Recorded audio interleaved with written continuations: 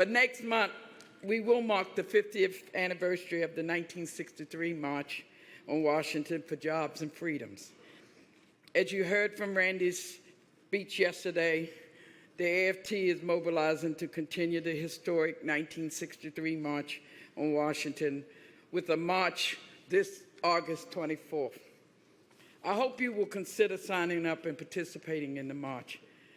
After this session, the staff will be outside and will sign up. And if you don't have the spirit after that, you'll never sign up. And on a personal note, in the audience today with us is Norman Hill. He has joined us. Norman was the executive director and then president of the A. Philip Randolph Institute. Norman, why don't you stand up for him?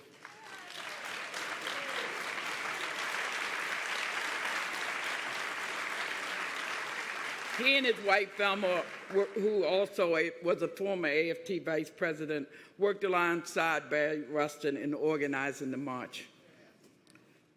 Today, it is my pleasure and great honor to introduce our speaker, Congressman John Lewis of Georgia. At the age of 23, John Lewis helped to organize the march, and he was a future speaker on that historic day. During the 1960s, John Lewis was arrested more than 40 times as he served as chair of the Student Nonviolence Coordinating Committee. Marched side by side with Dr. Martin Luther King, helped organize the Freedom Rides, campaigned for Robert Kennedy's presidential bid. He was beaten several months by mobs, severely by mobs for challenging the injustice of Jim Crow segregation in the South. Despite the arrests, the physical attack, and serious injuries, John Lewis remained devoted to nonviolence. He led voter registration and education efforts that transformed American politics by adding nearly 4 million minority voters to the nation's electorate. After serving on the Atlanta City Council, he was elected to Congress in 1986 and has represented Georgia's 5th District ever since.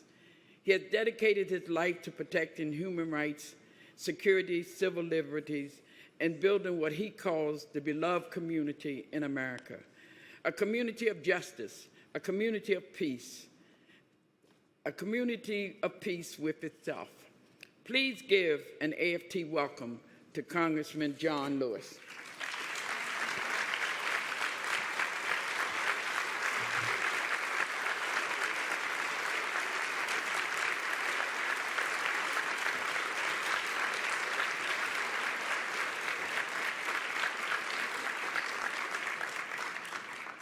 Loretta, thank you very, very much for those kind words of introduction. Randy, where is Randy Weingart? Hi, Randy. How are you doing, my dear? How you doing, Madam President? Good to see you. Thank you. Good to see you, Norman Hill. I must tell you that I'm delighted and very happy to be here. To be here in the House of Education. To be here in the House of Labor. To say to each and every one of you, thank you for all of your good and great work. To tell you to never give up. To never give in. To never give out. To keep the faith and keep pushing. I know what it is to push. I know what it is to pull. I know what it is to fight, and you know what it is to fight, and we need to fight now more than ever before. So fight. Now, I just read again this wonderful and powerful ad reclaiming the promise, Uniting for Public Schools. I attended a public school as a young child. In rural Alabama, where I grew up in a very poor family. on a farm. My father was a sharecropper, a tenant farmer. But back in 1944, when I was only 4 years old, and I do remember when I was 4. I really do. Now, how many of you remember when you was 4? That's very good. You're really good. What happened to the rest of us? Well, in 1944, when I was only 4 years old, my father had saved $300. And with the $300, he bought 110 acres of land. My family still own this land today. All on this farm, we raised a lot of cotton and corn, peanuts, hogs, cows, and chickens. I know most of you are wonderful. All of you are wonderful. You're smart, you're gifted, you're beautiful, you're handsome. Some of you are just unbelievable. You're unreal. You know how to find a way to get in the way. You know how to disturb the order of things. You have a vision. But growing up there as a little boy, raising those chickens, it was my responsibility to raise the chickens and care for chickens. And I fell in love with raising chickens like no one else could raise chickens. Now, I know some of you know about Bojangles. You know something about Kentucky Fried. You know Churches. You know Chick-fil-A. But you don't know anything about raising chickens. Some of you can raise a lot of fuss. And some of you can bring about drama. A lot of drama. But you don't know anything about raising chickens, do you? Let me tell you what I had to do as a young boy. Before I would board the school bus to go off to school, I had to care for those chickens. I had to set the setting hen. I had to take the fresh eggs, the mark them with a pencil, place them under the setting hen, and wait for 3 long weeks for the little chicks to hatch. Some of you may be saying, now, John Lewis, why do you mark those fresh eggs with a pencil before you place them under the setting hen? Well, from time to time, another hen would get on that same nest, and there would be some more eggs. And you had to be able to tell the fresh eggs from the eggs that were already under the setting hen. Do you follow me? You don't follow me. It's okay. It's all right. So when these little chicks would hatch, I would fool these setting hens. I would cheat on these setting hens. I would take these little chicks and give them to another hen, or put them in a box with a lantern, raise them on their own, get some more fresh eggs, mark them with a pencil, and encourage the setting hen to stay in the nest for another 3 weeks. I kept on fooling and cheating on these setting hens. And when I look back on it, it was not the right thing to do. It was not the moral thing to do. It was not the most loving thing to do. It was not the most democratic thing to do. It was not the most nonviolent thing to do. But I was never quite able to save $18.95 to order the most inexpensive incubator or hatcher from the Susan Roebuck store. Now, most of you are not old enough to remember the Susan Roebuck catalog. Now, on the farm, we use it for many different reasons. And I would look and turn the pages, and the book became like a wish book. I wish I had this. I wish I had that. And I just kept on wishing. I was not able to save $18.98 to order the most inexpensive incubator, a hatchet from the Susan Roebuck store. So I just kept on wishing. But as a little child, I wanted to be a minister. So from time to time, with the help of my brothers and sisters and my cousins, we would gather all of our chickens together in the chicken yard, like you're together here in this hall. And we would have church. My brothers and sisters would line the outside of the chicken yard. Then I would start speaking or preaching, but along with the chicken, they helped make up the audience, the congregation. And I would start preaching and speaking, and when I look back on it, what I did in the 40s and the 50s, some of these chickens would bow their heads. Some of these chickens would shake their heads. They never quite said amen. But I'm convinced that the great majority of those chickens that I preached to in the 40s and the 50s tended to listen to me much better than the majority of my colleagues listen to me today in the Congress.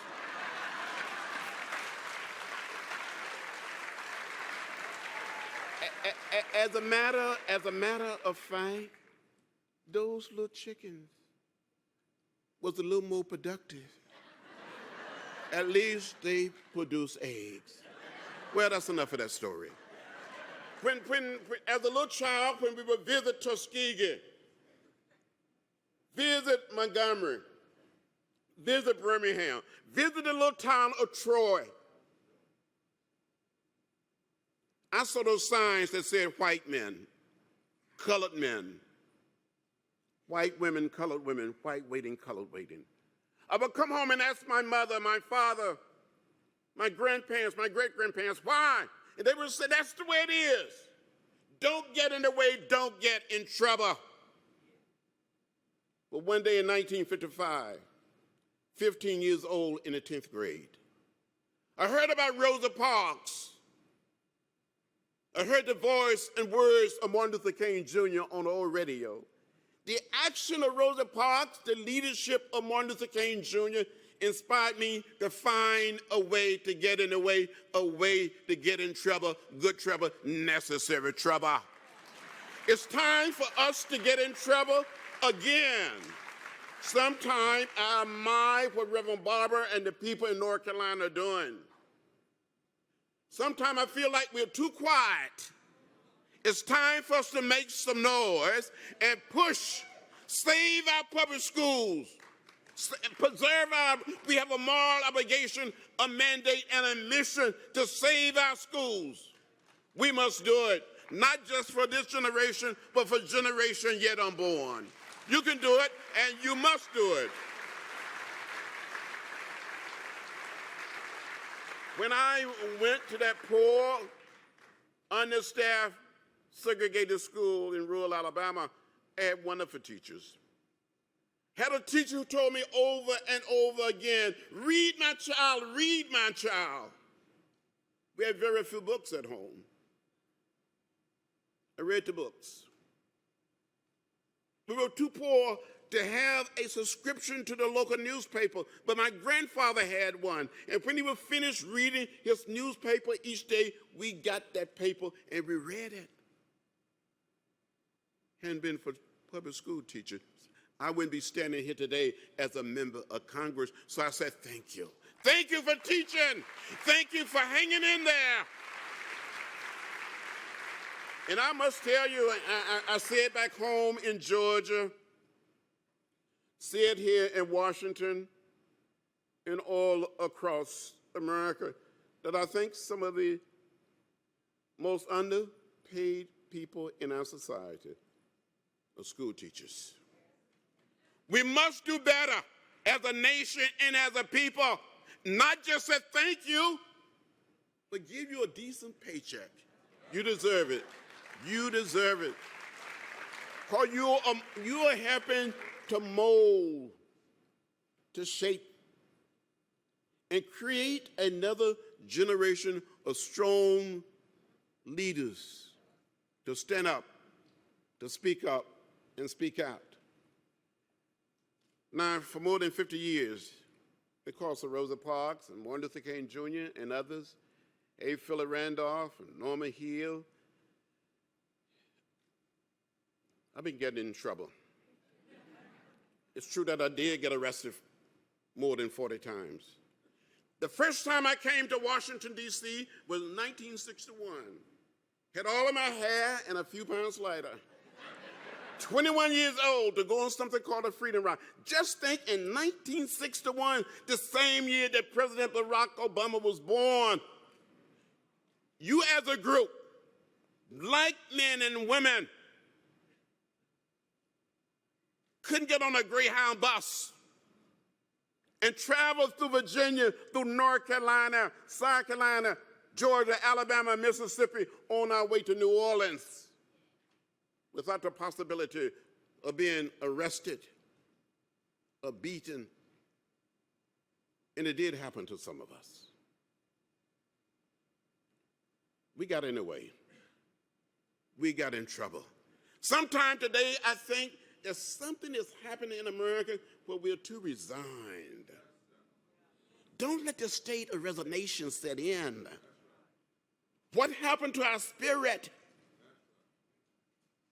he would stand up again. Norm Hill and Rochelle Horowitz and others that are still around would tell you that 50 years ago, when a group of us, under the leadership of A. Philip Randolph, went down to the White House to meet with President Kennedy, he didn't like an idea of a march on Washington. Told Mr. Randolph, if you bring all these people to Washington, won't there be violence and chaos and disorder, and we'll never get a civil rights bill through the Congress? A. Philip Randolph spoke up and said, Mr. President, there's been an orderly, peaceful, nonviolent protest. We came out of the meeting with President Kennedy, stood on the lawn of the White House and said, we had a meaningful and productive meeting with the President of the United States. We told him we were going to march on Washington. A few days later, to be exact, on July 2nd, 1963, we met in New York City at the old Roosevelt Hotel. And it was in that meeting that 6 of us, including Whitney Young, James Farmer, Roy Wilkins, Martin Luther King Jr., Mr. Randolph, and young John Lewis, invited 4 major white religious and labor leaders to join us in issuing the call for the March on Washington. And we went out all across America, urging people to come to Washington. And according to the media and the security people, more than 250,000 came, according to some of the thinkers and others. But I think that was a great undercount. I think there was 500,000 people in Washington on August 28, 1963. And when the march was all over, when we all had finished speaking, and I tell you, I feel more than lucky. I feel very blessed to be able to come here. I spoke number 6. Dr. King spoke number 10. And out of the 10 people that spoke that day, I'm the only one still around. I miss those men.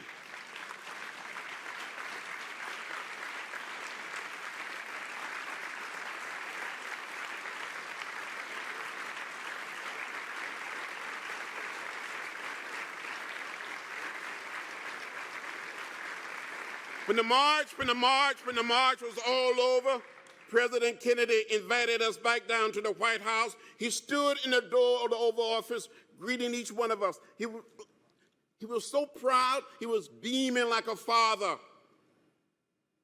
He said, you did a good job to each one of us. And then he said to Martin Luther King Jr., he said, and you had a dream. It was my last time seeing President Kennedy. We continue to push. We continue to work. President Johnson did everything possible to follow the leadership of President Kennedy in helping to get the Civil Rights Bill through. The Congress passed the bill after a great deal of debate. President Johnson signed it into law. But that summer, 3 young men that I knew, the summer of 1964, before the bill was signed into law, 3 young men, 2 from New York City, Andy Goodman and Mickey Schreiner, and 1 from Mississippi, James Chaney, went out to investigate the burning of an African-American church. These 3 young men were detained, arrested, and taken to jail. Then later taken out of the jail, turned over to the Klan, where they were beaten, shot, and killed. I tell students, I tell young people all the time that these 3 young men didn't die in Vietnam. They didn't die in the Middle East. They didn't die in Eastern Europe. They didn't die in Africa or Central or South America. They died right here in our country, trying to make it possible for all of our citizens to be able to participate in the political process. A group of us in the Congress is trying to get the postal system to issue a stamp in memory of these 3 young men. They must be looked upon as the new founding father of a new America, a better America.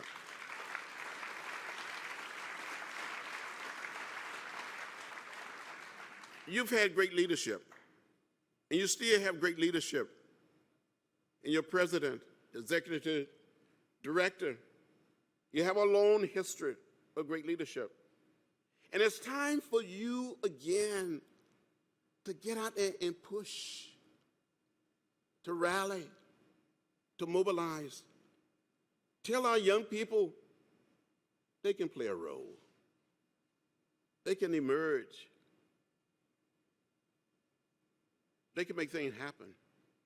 So this is not a time to be worried. This is not a time to be made. People ask me all the time whether the election of President Barack Obama is a fulfillment of Dr. King's dream. I said, no, it's just a down payment. It's a down payment. We cannot be happy. We cannot be satisfied until not one of our young people are left out or left behind. We cannot be satisfied when we have hundreds and thousands and millions of people living in this country in a dark shadow.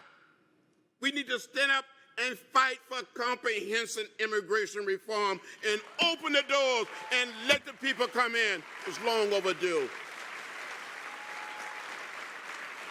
In the fine analysis, we are one people, we are one family, we are one house. We all live in the American house. Don't forget it. When I was growing up outside of Troy, Alabama, I had an aunt by the name of Seneva. And my Aunt Seneva lived in what we call a shotgun house. I know most of you have never seen a shotgun house. You don't even know what I'm talking about. My Aunt Seneva didn't have a green manicured lawn. She didn't have a brick house. Sometime at night, you can look up through the ceiling, through the holes in the tin roof, and count the stars. When it would rain, she would get a pail, a bucket, or a tub, and catch the rainwater. But those of you who may not know what a shotgun house is, in a nonviolent sense, it's one way in and one way out. It's an old house where you can bounce a basketball through the front door and it will go straight out the back door. My Aunt Seneva lived in a shotgun house. But one Saturday afternoon, a group of my sisters and brothers and a few of my first cousins, about 12 or 15 of us young children, were out playing in my Aunt Seneva dirt yard. And an unbelievable storm came up. The wind started blowing, the thunder started rolling, and the lightning started flashing. And the rain started beating on the tin roof of this old shotgun house. My Aunt Seneva got us all in and told us to hold hands. And we did as we were told. The wind continued to blow, the thunder continued to roll, and the lightning continued to flash. The rain continued to beat down on this old shotgun house. And we all just cried and we kept crying. My Aunt Seneva really thought the house was going to blow away. And when one corner of this old house appeared to be lifting from its foundation, she would have us to walk to that corner to try to hold the house down with our little bodies. When the other corner appeared to be lifted, she would have us to walk to that side. We were little children walking with the wind, but we never left the house. So the wind may blow, the thunder may roll, the lightning may flash, and the rain may beat down on our old house. Call it the house of the American Federation of Teachers. Call it the house of New York City. Call it the house of California, or Georgia, Alabama, Mississippi, or Rhode Island. Call it the American house. We all live in the same house. It doesn't matter. Norm here would tell you. Because we came in one ship, or the same ship, or different ships, as A. Philip Randolph would say, we're all in the same boat. We got to look out for each other, care for each other. Sometimes I feel like there's something wrong, there's something going wrong in our land. We're afraid to say, excuse me. We're afraid to say, pardon me. We're afraid to say, forgive me. Can we find a way as human beings to be a little more human?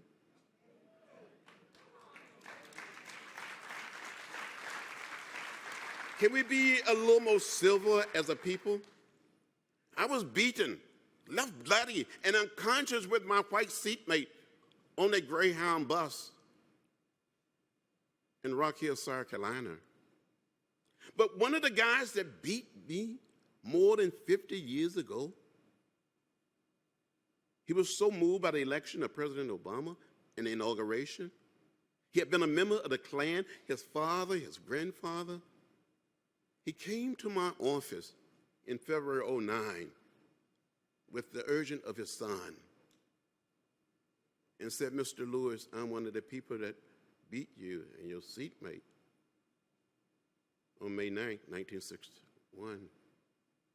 I want to apologize. Will you forgive me?" He started crying. The son started crying. I started crying. The two of them hugged me. I hugged them back. He called me brother, and I called him brother. It's the power of the philosophy of nonviolence.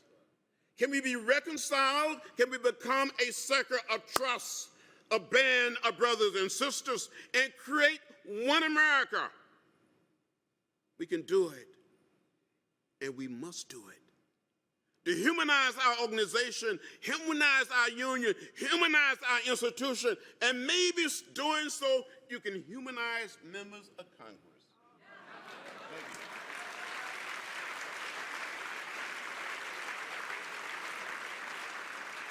I just want to close by saying, don't get weary. I'm not weary. I'm not prepared to give up. I'm prepared to go on and see what the end is going to be. I was beaten again in Selma, Alabama on March 7, 1965, during Bloody Sunday.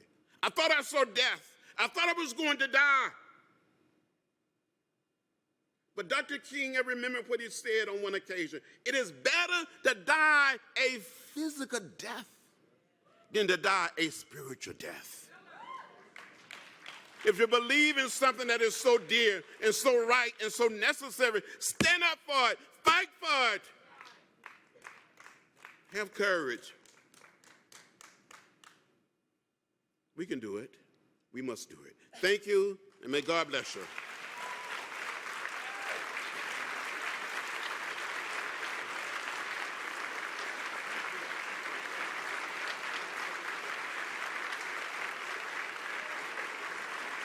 Thank you, Congressman Lewis.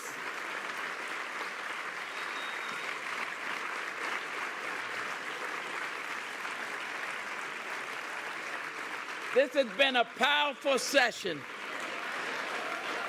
A powerful session. We are adjourned.